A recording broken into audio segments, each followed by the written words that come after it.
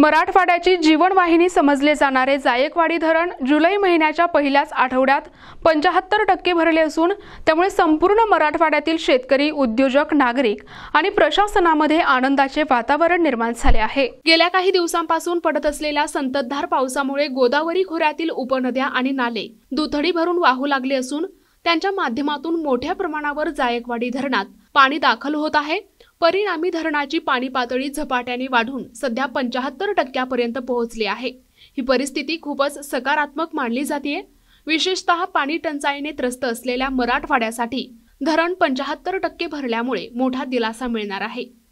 13 रोजी जायकवाडी धरण हे जवळजवळ 75% भरलेला आहे आणि जायकवाडीतून वरून धरणातून पाण्याची आवक सद्यस्थितीला पाऊस कमी झाल्यामुळे मंदावलेली आहे। जायकवाडी धरणाची आवक सध्या 10,000 क्युसेकने पाणी जायकवाडी धरणात येत आहे आणि पावसाचा जर वेग वाढत राहिला तर याप्रमाणे जर पाणी चालू राहिला तर आपलं धरण लवकरच 100% भरण। आपलं धरणाचा उपयोग हा सिंचनासाठी होतो।